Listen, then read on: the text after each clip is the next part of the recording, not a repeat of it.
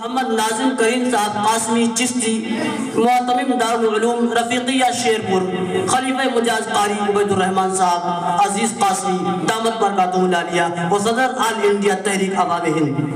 میں حضرت والا کو اس شعر کے ساتھ میں مدعو کرنا چاہتا ہوں کہ لہو آنکھوں میں آ کے جم گیا ہے، لہو آنکھوں میں آ کے جم گیا ہے کہ دریا بہتے بہتے تھم گیا ہے، پرندے گھونسلوں سے جھانکتے ہیں، پرندے گھونسلوں سے جھانکتے ہیں، ہوا کا زور شاید تھم گیا ہے۔ موصوف آپ حضرات کے سامنے۔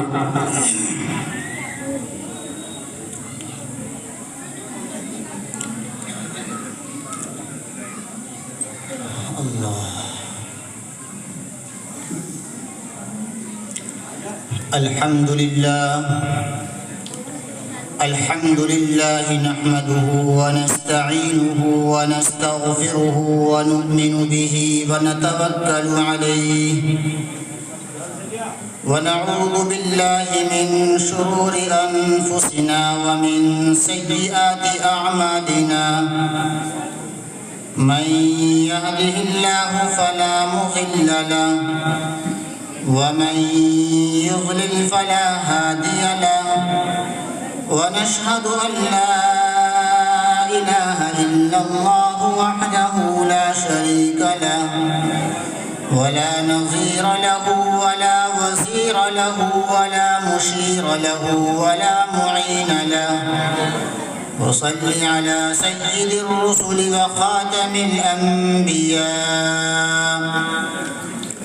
أما بعد فقد قال الله تبارك وتعالى في الكلام المجيد والفرقان الحميد أعوذ بالله من الشيطان الرجيم بسم الله الرحمن الرحيم إنا نحن نزلنا الذكر وإنا له لحافظون قال النبي صلى الله عليه وسلم خيركم من تعلم القرآن وعلمه وقال النبي صلى الله عليه وسلم طلب العلم فريضة على كل مسلم ومسلمة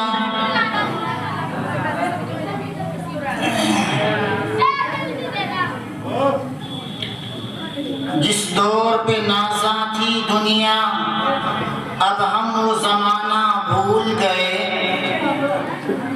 جس دور پہ نازاں تھی دنیا اب ہم وہ زمانہ بھول گئے، اوروں کو جگانا یاد رہا خود ہوش میں آنا بھول گئے، منہ دیکھ لیا آئینے میں پر داغ نہ دیکھا سینے میں، منہ دیکھ لیا آئینے میں پر داغ نہ دیکھا سینے میں، جی ایسا لگایا جینے میں مرنے کو مسلمان بھول گئے، اذان تو اب بھی ہوتی ہے مسجد کی فضا میں اے انور، اذان تو اب بھی ہوتی ہے مسجد کی فضا میں اے انور، جس ضرب سے دل ہل جاتے تھے وہ ضرب لگانا بھول گئے۔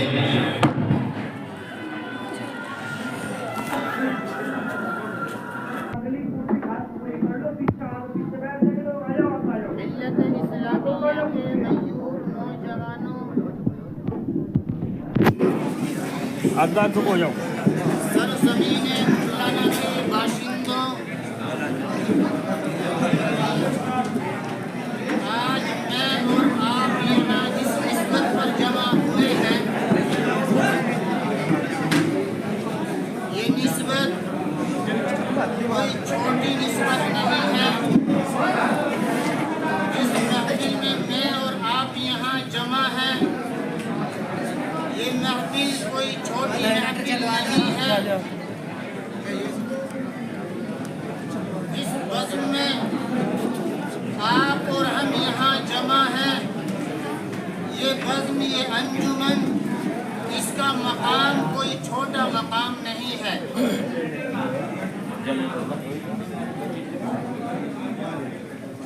ہمیں کیسے پتہ چلے کہ ہماری محفل کا، ہماری اس مجلس کا اور ہمارے اس اسٹیج کا اونچا مقام ہے۔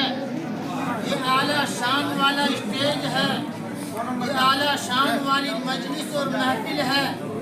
میرے بھائیوں، اس کا پتہ اس بات سے چلتا ہے کہ جس چیز کی نسبت قرآن سے ہو جاتی ہے، قرآن کی وجہ سے اس انسان کا مقام بھی اونچا ہو جاتا ہے۔ جس چیز کی نسبت قرآن سے ہو جاتی ہے، قرآن سے نسبت کی وجہ سے اس چیز کی شان بھی اعلیٰ اور عرفہ ہو جایا کرتی ہے۔ قرآن کی نسبت جب رمضان کے مہینے سے ہوئی تو رمضان کا مہینہ 12 مہینوں کے مقابلے میں اعلیٰ ہوا۔ قرآن کی نسبت جس زمین سے ہوئی اس زمین کا مقام اونچا ہوا۔ قرآن کی نسبت جس کپڑے سے ہوئی اور کپڑوں کے مقابلے میں اس کپڑے کی شان نرالی ہوئی۔ قرآن کی نسبت جب کسی تختے سے ہوئی تو اور چیزوں کے مقابلے میں اس تختے کی اہمیت بڑھ گئی۔ قرآن کی نسبت جب کسی اینٹ سے ہوئی تو اس اینٹ کا مقام اور اینٹوں کے مقابلے میں بڑھ گیا۔ ایک اینٹ تو مکان کے اندر لگی ہوئی ہے، اس کا مقام کچھ اور ہے۔ ایک اینٹ مدرسے میں لگی ہوئی ہے، اس کا مقام کچھ اور ہے۔ ایک اینٹ مسجد میں لگی ہوئی ہے، اس کا مقام کچھ اور ہے۔ حالانکہ اینٹ وہ بھی مٹی کی ہے جو مسجد میں لگی ہے، اینٹ وہ بھی مٹی کی ہے جو مکان میں لگی ہے، اور اینٹ وہ مٹی کی ہے جو مدرسے میں لگی ہے۔ لیکن میرے بھائیوں، جس چیز کی نسبت قرآن سے ہو گئی، جس چیز کا تعلق قرآن سے ہو گیا، تو اس چیز کی شان ہی نرالی ہو گئی۔ آج جس بزم میں، جس محفل میں اور آپ بیٹھے ہوئے ہیں، ہم تھوڑی دیر کے لیے غور کریں۔ میری اور آپ کی نسبت اس وقت آقا مدنی، سرور عالم، شہنشاہ کون و مکان، احمد مجتبی، محمد مصطفیٰ، سب کہیں صلی اللہ علیہ وسلم کے ساتھ جڑی ہوئی ہے۔ میری اور آپ کی نسبت نبی پاک صلی اللہ علیہ وسلم سے ہے، اور یہ مدرسے آقا مدنی محمد عربی صلی اللہ علیہ وسلم کے گھر ہیں۔ آج میرے اور آپ کے لیے فخر کی بات ہے کہ میں اور آپ آج اللہ کے نبی کے مہمان ہیں۔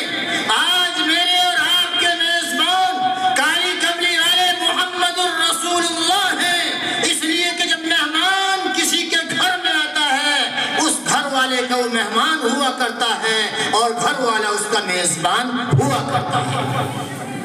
آپ کو معلوم ہے کہ تمام مدارس اسلامیہ محمد عربی صلی اللہ علیہ وسلم کے گھر ہیں، اور یہ میرے محبوب کے گھر کی مجلس ہے۔ میں اور آپ محبوب کے گھر میں آئے ہیں، اس معنی کا میں اور آپ اللہ کے نبی صلی اللہ علیہ وسلم کے مہمان ہیں۔ مہمان کے لیے بات ضروری ہے کہ اپنے میزبان کا خیال رکھے۔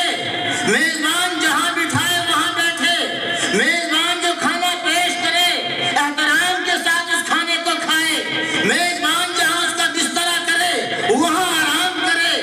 اپنی مرضی چلانا مہمان کے لیے یہ اچھا نہیں ہے۔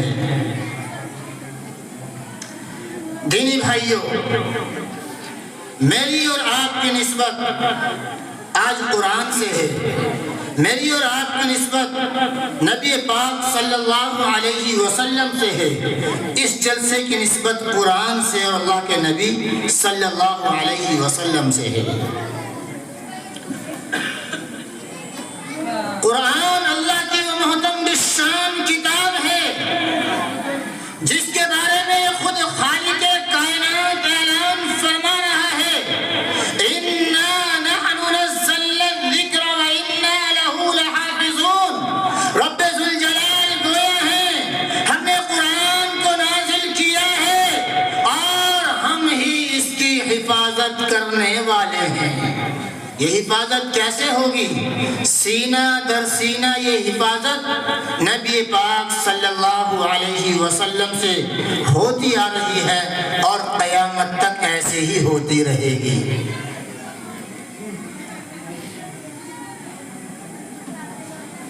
قرآن اللہ کا کلام ہے، قرآن کتاب کے اندر لکھا ہوا اللہ کا کلام ہے۔ نبی صلی اللہ علیہ وسلم کی زندگی یہ بھی گویا کہ اللہ کا کلام ہے۔ اگر قرآن ہوتا اور اللہ کے نبی نہ ہوتے تو میرے اور آپ کے لیے، اس کائنات کے ہر انسان کے لیے قرآن کو سمجھنا مشکل ہو جاتا، اس لیے کہ قرآن اللہ نے نازل کیا جس کے ذریعے حضرت جبرائیل علیہ السلام کے ذریعے نبی پاک صلی اللہ علیہ وسلم کے قلب اطہر پر 23 سال کی مدت میں یہ قرآن نازل ہوا، اور جس جگہ قرآن اترا وہ جگہ مبارک، جس فرشتے کے ذریعے قرآن نازل ہوا وہ فرشتہ تمام فرشتوں کا سردار، جس شہر میں قرآن نازل ہوا اس شہر کی نسبت تمام شہروں کے مقابلے میں اعلیٰ اور ارفع، جس ذات کے ذریعے سے قرآن نازل ہوا اس کی نرالی شان، جس کا یہ کلام وحدہ لا شریک لہ آپ سب جانتے ہیں۔ تو قرآن کی نسبت پر میں اور آپ جمع ہوئے ہیں۔ قرآن متن ہے، اللہ کے نبی تشریح ہے قرآن کی، قرآن اشمال ہے، اللہ کے نبی قرآن کی تفصیل ہے۔ اشمال میں اگر بات سمجھ میں نہ آتی تو تفصیل سے بات سمجھائی جاتی ہے۔ متن اگر سمجھ میں نہ آئے تشریح کے ذریعے سے اس کو سمجھایا جاتا ہے۔ قرآن عربی میں ہے، اللہ کے نبی نے اپنی زبان عربی میں قرآن کو سمجھایا کہ قرآن یہ ہے، قرآن کی شان یہ ہے، قرآن کا مقام یہ ہے۔ اس سے پہلے آسمانی کتابیں اور بھی نازل ہوئی۔ اللہ رب العزت نے کسی کتاب کی حفاظت کا وعدہ نہیں کیا، نہ توریت کی حفاظت کا وعدہ، نہ انجیل کی حفاظت کا وعدہ، نہ زبور کی حفاظت کا وعدہ۔ اور سنو، جب اللہ کی طرف سے قرآن کتابیں نازل کی گئی تو اللہ نے حضرت موسیٰ علیہ السلام کو طور پہاڑ پر بلایا، موسیٰ یہاں آ جاؤ۔ حضرت داؤد علیہ السلام سے بات کی، اور حضرت موسیٰ علیہ السلام سے بات کی، حضرت عیسیٰ علیہ السلام سے بات کی، لیکن جب باری آئے قرآن کریم کی، اللہ رب العزت نے اپنے محبوب پاک صلی اللہ علیہ وسلم کو کہاں بلایا؟ معراج کرائی، عرش پر اپنے پاس بلایا کہ میں آپ کو قرآن جیسی دولت دینا چاہتا ہوں، وہ قرآن کی سے نسبت میری اور آپ کی ہے، اسی وجہ سے میری اور آپ کی شان بھی اور قوموں کے مقابلے میں سب سے زیادہ بلند ہے۔ بہت سے یہ کہتے ہیں قرآن کو تو معنی کے ساتھ پڑھنا چاہیے، بغیر سمجھے قرآن کو پڑھنے سے کیا فائدہ ہوتا ہے، کچھ پتہ نہیں چلتا کیا پڑھ رہا ہے۔ آج کے اس دور میں بہت سے نوجوان، بہت سے بڑے یوں میں نے کہتے ہوئے سنے اپنے کانوں کے ذریعے سے کہ قرآن کو تو معنی کے ساتھ پڑھنا چاہیے، بغیر معنی کے، بغیر سمجھے قرآن کو پڑھنے سے کیا فائدہ ہوتا ہے۔ جی ہاں، ہم غلط کہتے ہیں، قرآن کو تو بغیر سمجھے پڑھنے سے بھی فائدہ ہوتا ہے۔ ہاں، امام احمد بن حنبل رحمہ اللہ سے کسی نے معلوم کیا کہ قرآن کیا ہے۔ سنو، امام احمد بن حنبل رحمہ اللہ سے کسی نے معلوم کیا کہ قرآن کیا ہے۔ امام احمد بن حنبل رحمۃ اللہ علیہ کہتے ہیں، میں نے ایک رات خواب میں اللہ کی زیارت کی اور میں نے اللہ سے پوچھا، اللہ قرآن کیا ہے اور اس کو کیسے پڑھوں، سمجھ کر پڑھوں بلا سمجھے پڑھوں، فہمن او کان بلا فہم، سمجھ کر پڑھوں تب ثواب ہے، بغیر سمجھے پڑھوں تب ثواب ہے۔ اللہ نے یوں کہا، امام احمد بن حنبل سمجھ کر پڑھے تب بھی ثواب ہے، بغیر سمجھے پڑھے تب بھی ثواب ہے۔ پڑھو تو صحیح، پڑھو تو صحیح قرآن کو۔ پڑھنا تو بہت دور کی بات، مسجد کے اندر قرآن پڑھا جا رہا ہو، ایک آدمی دیوار کے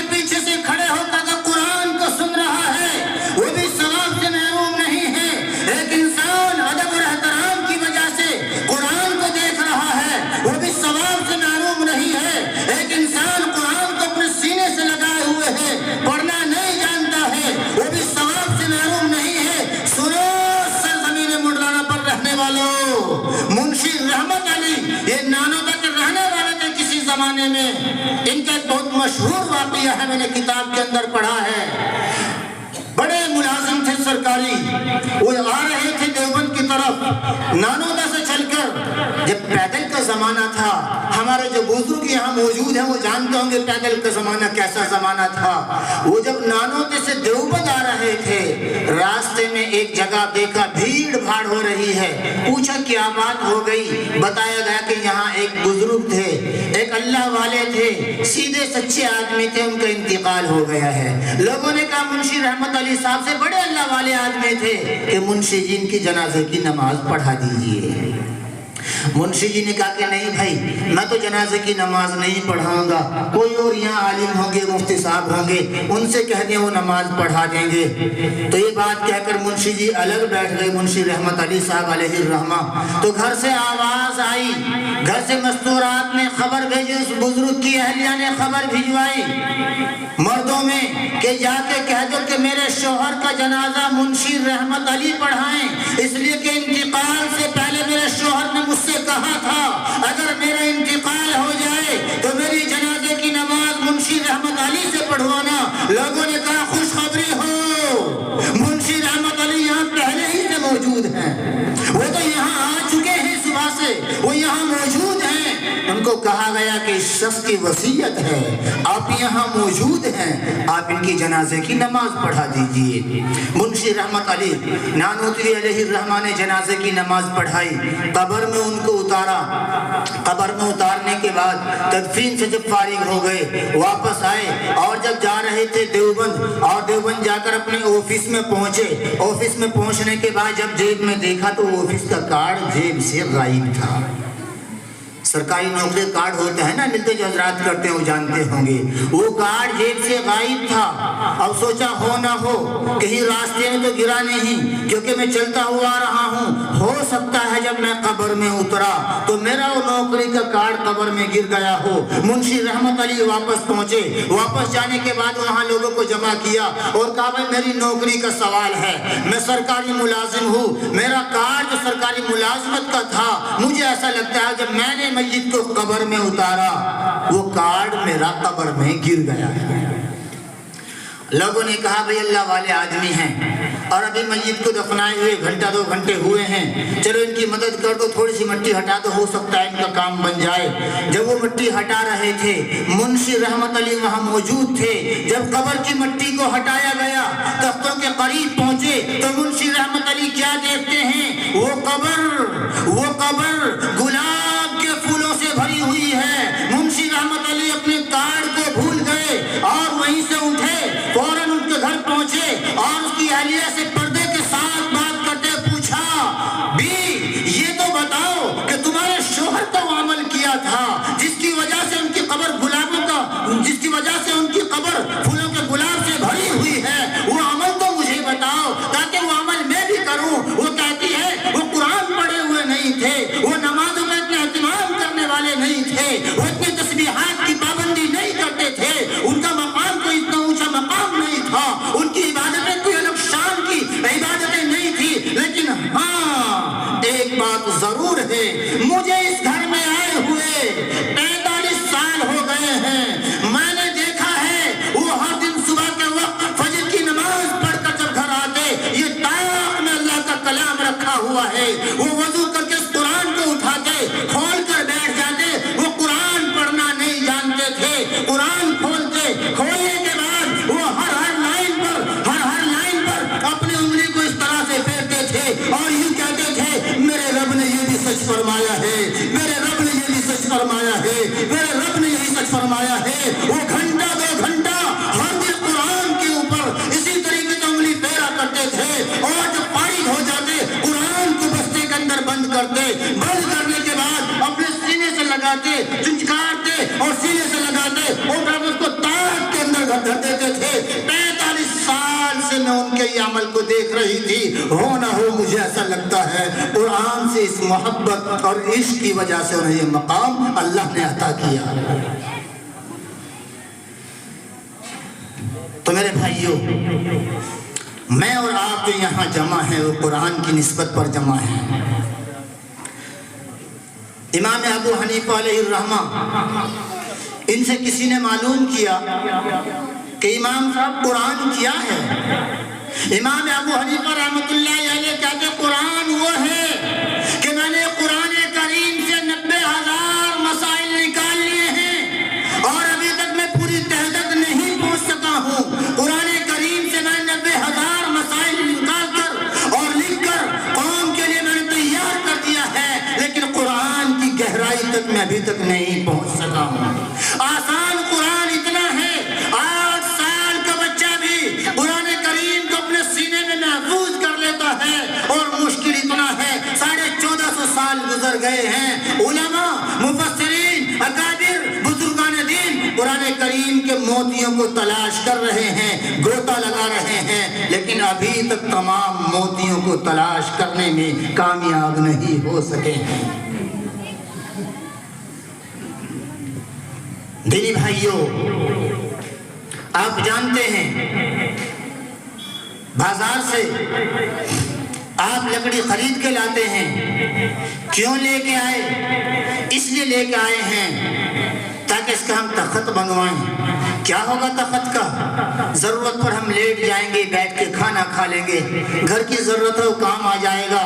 آپ بازار سے، آپ آرا مشین سے وہ لکڑی کے تختے چروا کے لے کے آئے، آپ نے ان کا تخت بنایا، آپ نے تخت بنانے کے بعد اپنی ضروریات میں آپ اس کو استعمال کر رہے ہیں، کوئی برائی کی بات نہیں ہے، لیکن آپ نے دیکھا جب مستری تخت بنا کے فارغ ہوا، اتنا بڑا لکڑی کا تختہ وہ بچ گیا ہے، آپ نے سوچا اس کا کیا ہوگا، یہ تو ایسے ہی گران جائے گا، وہ تو ہو نہ ہو۔ مستری سے آپ نے کہا آپ ایسا کر دیجئے، تھوڑے تھوڑے اس میں پائے بھی لگا دیجئے، اس کی چھوٹی سی تپائی بنا دیجئے۔ آپ نے اس تپائی کو بنوایا اور بنا کر آپ نے لا کر اس کو مدرسے میں دے دیا۔ اس تپائی کی نسبت قرآن سے ہو گئی ہے۔ اپنے سینے پہ ہاتھ دھر کے فیصلہ کر کے بتاؤ، آپ اس تخت پر پیروں کے ذریعے سے چڑھ سکتے ہیں، آپ اس پر لیٹ سکتے ہیں، آپ اس پر سو سکتے ہیں، اس پر بچے پیشاب کر سکتے ہیں، ہر کچھ کیا جا سکتا ہے، لیکن کوئی بھی ایمان والا انسان، کوئی بھی ایمان والا اللہ کا بندہ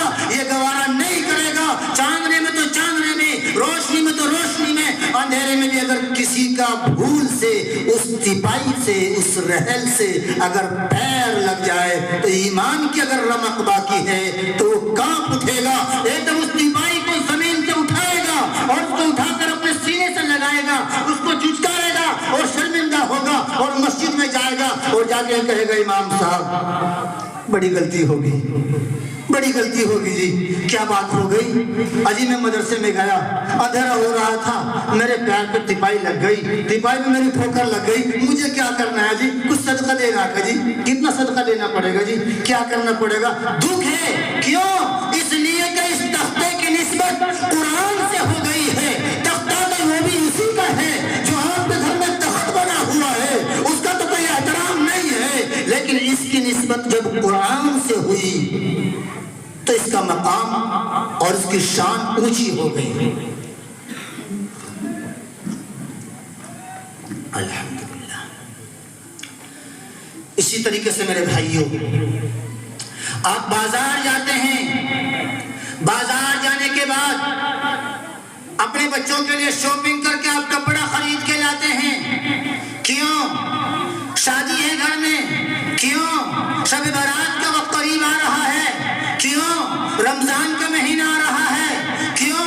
عید قریب ہے، اس لیے اپنے بچوں کے لیے شاپنگ کر کے کپڑا لاتے ہیں، کپڑے تو تیاری کر رہے ہیں، شب برات کی، شادی کی، رمضان کی یا عید کی۔ میرے بھائیوں، آپ اپنے بچوں کے کپڑے سلوا کر فارغ ہو جاتے ہیں، آپ نے دیکھا گھر میں، آپ کی اہلیہ نے دیکھا، آپ کی بچی نے دیکھا، تھوڑا سا کپڑے سلنے کے بعد وہ نیا کپڑا بچ گیا ہے، آپ نے کیا کیا؟ بچی کہنے لگی امی میرے قرآن کا بستہ نہیں ہے، میں اس کا بستہ سیلوں۔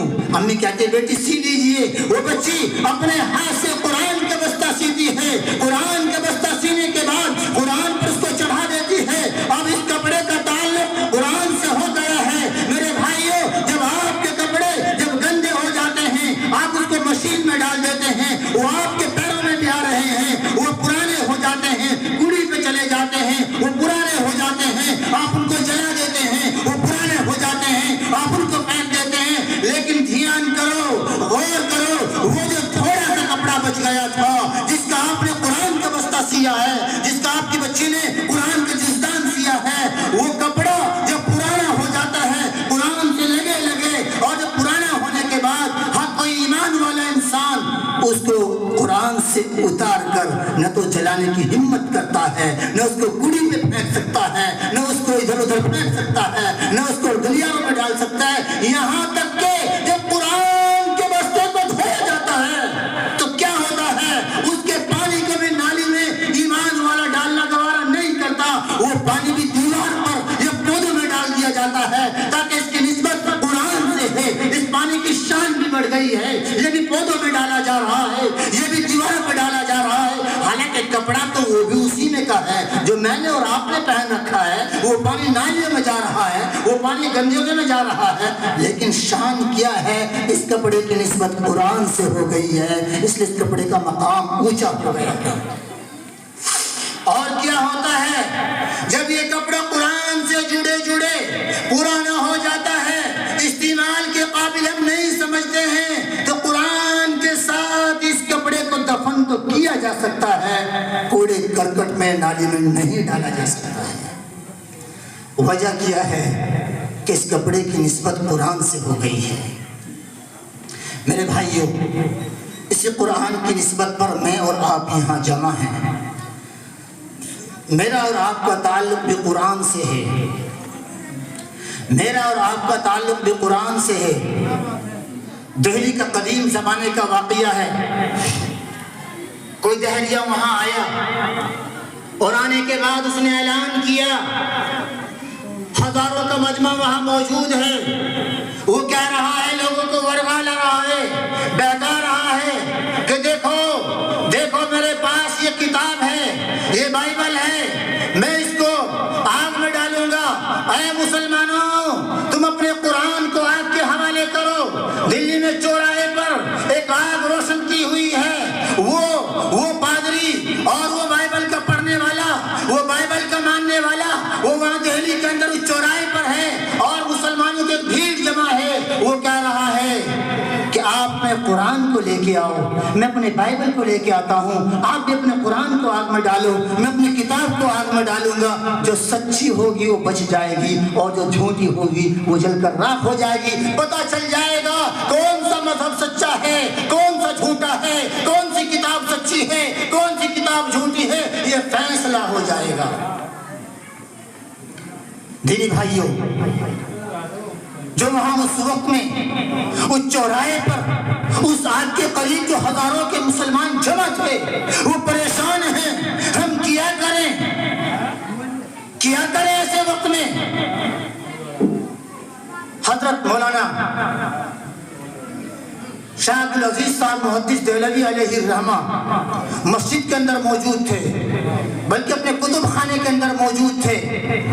ایک آدمی چوراہے پر سے اس آگ کے پاس سے دوڑا بھاگ کر شاہ صاحب کے پاس آتا ہے اور آ کر یوں کہتا ہے، شاہ صاحب آج تو ایمان کا امتحان ہو رہا ہے، آج تو جان بچانی مشکل ہو رہی ہے۔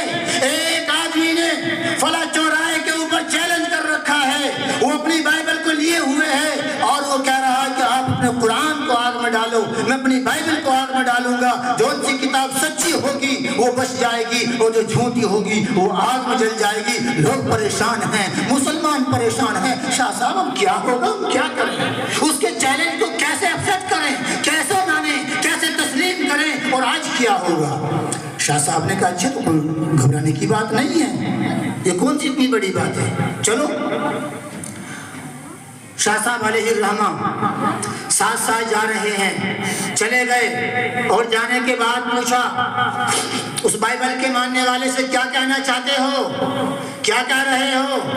کہ میں یہ کہہ رہا ہوں میرا چیلنج ہے، کیا آپ مسلمان ہیں، آپ قرآن کے ماننے والے ہیں، آپ قرآن کے پڑھنے والے ہیں، میں بائبل کا ماننے والا ہوں، میری بائبل یہ رہی ہے، آپ نے قرآن لے کے آئے ہیں، یہ آگ جلی ہوئی ہے، آپ نے قرآن کو اس میں ڈال دو، میں اپنی بائبل کو اس میں ڈال دوں گا، جو ان سا مذہب اور جو ان سی کتاب سچی ہوگی وہ بچ جائے گی اور جو مذہب جھوٹا ہوگا، جس مذہب کی کتاب جھوٹی ہوگی وہ جل کر اس میں راکھ ہو جائے گی۔ سنو، شاہ صاحب نے کیا جواب دیا؟ کہا یہ تو کوئی چیلنج نہیں ہے، اور یہ تو کاغذ ہیں، یہ تو جل سکتے ہیں، اس میں کوئی اس کی بات نہیں ہے۔ چیلنج وہ ہے جو چیلنج میں کر رہا ہوں، چیلنج یہ ہے کہ یہ تیری بائبل ہے، تو اپنی بائبل کو اپنے سینے سے لگا، یہ میرا قرآن ہے، میں اپنے قرآن کو اپنے سینے سے لگاؤں گا۔ یہ آگ جل رہی ہے، اس آگ میں تجھے بھی قرآن اپنے بائبل کے ساتھ جانا ہوگا، اپنے قرآن کے ساتھ اس آگ میں جاؤں گا۔ جو ان سا مذہب سچا ہوگا وہ آج بھی بچ جائے گا، وہ قرآن بھی بچ جائے گا، وہ بائبل بھی بچے گی، وہ انسان بھی بچے گا۔ جو ان سا بھی دھرم سچا ہوگا وہ آج بھی بچ جائے گا، اس دھرم کے ماننے والوں کی کتاب بھی بچ جائے گی۔ چلو آپ تو اپنی ذات کو بچا کر، آپ تو اپنے آپ کو بچا کر کتابوں کی بات کر رہے ہیں، میں کتابوں کی بات نہیں کر رہا ہوں، میں کتاب کے ساتھ ساتھ خود کتاب کے ماننے والے کی بات کر رہا ہوں۔ اس آگ میں کتاب کے ساتھ، قرآن کے ساتھ میں بھی جاؤں گا، اس آگ میں اپنی بائبل کے ساتھ آپ بھی جائیں گے۔ دینی بھائیوں، وہ بائبل کا ماننے والا وہ وہاں سے نکلنے کی کوشش کر رہا ہے، حیران و پریشان ہے، کوئی جواب نہیں ہے، کیا کہوں؟ اور پھر بڑے مجمع کے اندر یوں کہتا ہے کہ میرے پاس اس کا کوئی جواب نہیں ہے، میں اپنی اس کتاب کو کیمیکل لگا کے لایا تھا تاکہ یہ کتاب بچ جائے اور آپ کی کتاب جل جائے۔ میں اپنے اوپر کوئی کیمیکل لگا کر نہیں آیا ہوں تاکہ میں خود بھی محفوظ ہو سکوں۔ صحیح بات تو یہ ہے کہ آپ کا قرآن سچا ہے، آپ کے پیغمبر سچے ہیں، اور آپ کے شاہ صاحب جو بات کہہ رہے ہیں بات سچی ہے۔ تو میرے بھائیوں، جب میری اور آپ کی نسبت قرآن سے ہو جائے گی، رب ذوالجلال اپنے بندوں سے اتنی محبت کرتے ہیں، وجہ یہ ہے کہ میں اور آپ محمد الرسول اللہ صلی اللہ علیہ وسلم کے امتی ہیں، اور میرا اور آپ کا محبوب یہ نہیں چاہتا کہ میں اور آپ جہنم کے اندر جائیں۔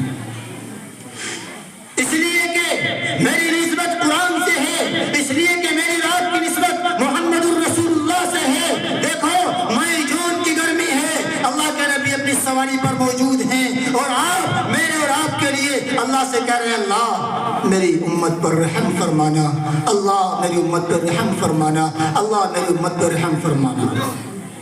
میرا اور آپ کا محبوب مئی جون کی گرمی میں سر کے اوپر کوئی سایہ نہیں ہے، کوئی سائبان نہیں ہے، کوئی درخت نہیں ہے، اور آپ میں میرے اور آپ کے لیے میرا محبوب رو رہا ہے، اللہ سے فریادیں کر رہا ہے۔ میرے بھائیوں، جس محبوب سے میری اور آپ کی نسبت ہے، یقین کامل ہے انشاءاللہ اللہ رب العزت جنت میں داخلہ عطا فرمائیں گے۔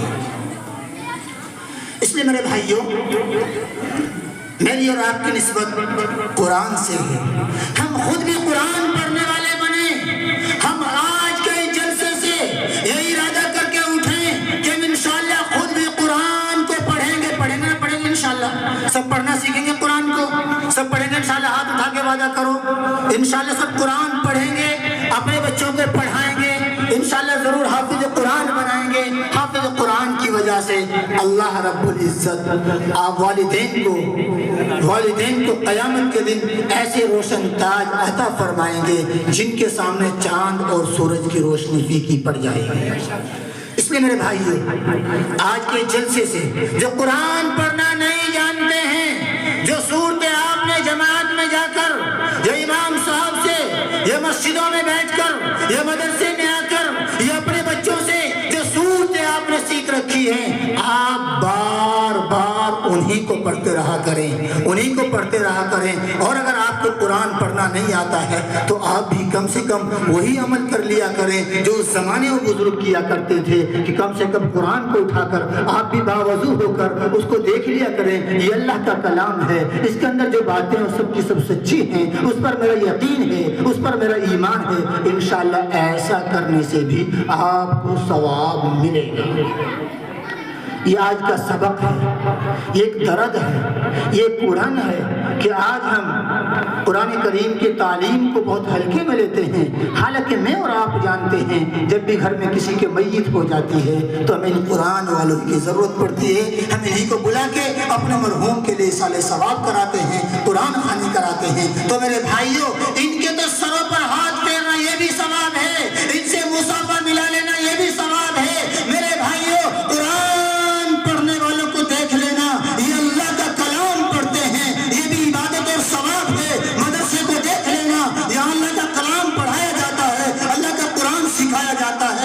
بھی عبادت اور ثواب سے خالی نہیں ہے۔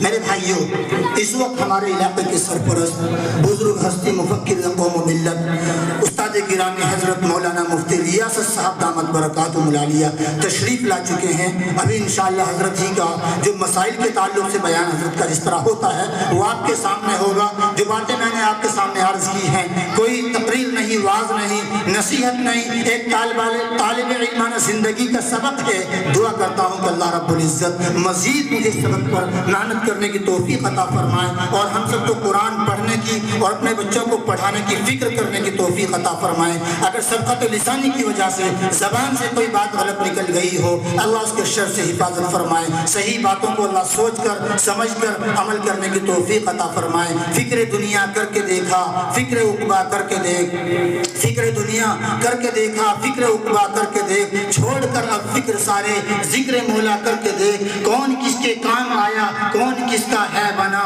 کون کس کے کام آیا، کون کس کا ہے بنا، سب کو راضی کر کے دیکھا، رب کو راضی کر کے دیکھ۔ زندگی رہی تو انشاءاللہ پھر ملاقات ہوگی۔ آمین وما توفیقی الا باللہ۔